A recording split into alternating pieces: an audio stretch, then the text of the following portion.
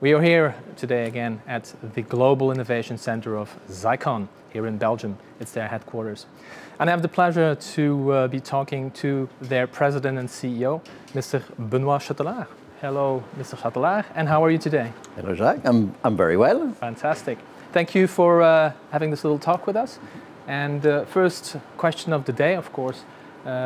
You're running Xeikon Café 2022. How did you come up to do it now? That's a bit of a unique situation because that's normally a very routine event, very well known in the industry. It used to be a one-week event with 1,000 companies coming here, alternatively with the Label Expo. But unfortunately, those past years have been a bit special, so many events was cancelled. And then came finally the Label Expo some months ago. But unfortunately, the Label Expo itself was cancelled last minute in March. So we decided this event in less than 6 weeks. We say, it cannot be that no one can travel. See, we have so many new innovations to share. People need to reconnect. And we decided to take the risk to reorganize the cafe, a little bit smaller scale than what we do usually, but and mainly European, so far less people from abroad coming, but still a very large event. And so the Xeikon team did all of that in less than 6 weeks. So fine. That's incredible because, and in my opinion also, it's a testament to the flexibility that Xeikon actually brings into the market, because we obviously had the opportunity to see all the new stuff that is in the market and all the different technologies that you bring. So what would you say as the CEO of this brilliant company, what is the main emphasis that you think is the most valuable today in the digital printing market? The way we think, first it's organized by Xeikon, but we see it as an industry event. So half is on industry pitch. We talk about artificial intelligence, we talk about brand management, embellishment and label to bring more value to the product on the shelf. So what we want to do is add value to the industry, also in our relation and solution to our customer from an industry point of view. So that's really the first thing we do. And then the second half in a typical day is all the innovation. So talk about not the usual, it's not for demonstration of the usual machine or toner you will have, but really bring what's new with our partners sometime and with us. And here at the Xeikon Café this year, there's a lot of new innovation. Probably the most spectacular is a new generation of dry toner called Titan, extremely resistant, has basically the same characteristic like a UV ink, but it's a food compliance, fully de-inkable, recyclable toner.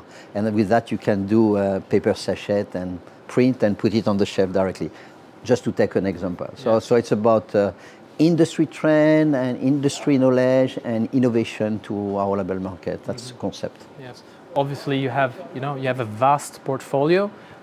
You were telling me earlier that you're at the helm already for 5 years, and I think it's one of your realizations that you have helped shape this great portfolio that you have.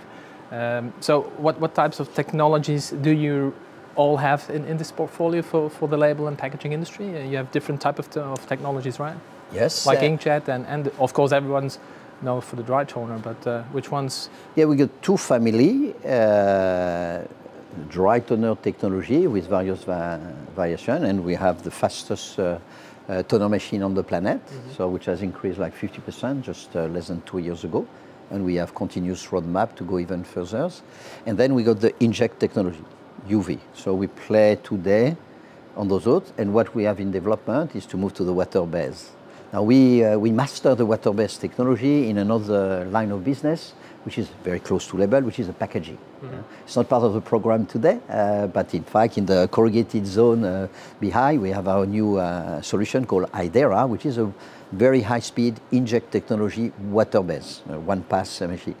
So through the past years, first with the acquisition of the Jetron business in the US, we became the first install base in the world on UV inkjet, complemented our number 2 position that we acquire only with the toner. And so now we are the only company in the world that mastered 2 technology for the same industry, the label and packaging, which is toner and inject, which allow us to be more application driven and technology agnostic. That's our vision, which we think add value to our customers. Yeah.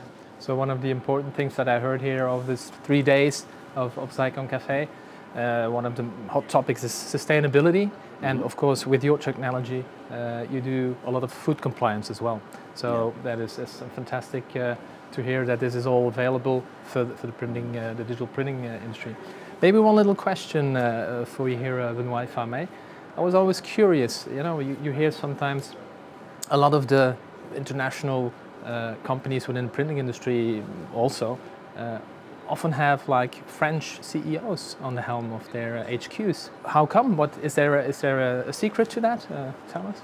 No, I think we are, France is a large country, a large power country around the world, just after the big guys, Japan, China, and the US. Then you got Germany, France, a couple of other, UK.